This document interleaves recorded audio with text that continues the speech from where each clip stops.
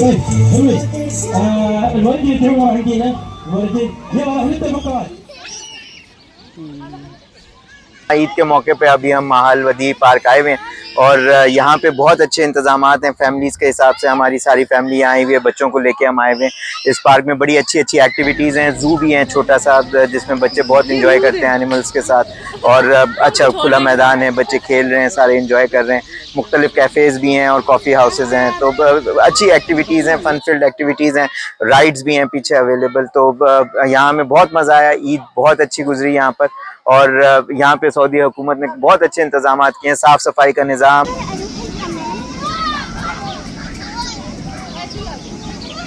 हमें यहाँ पे बहुत अच्छा लगा, बहुत मज़ा आया।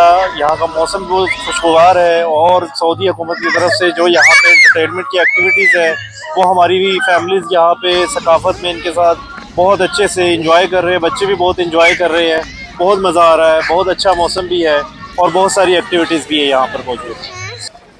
हाँ हाँ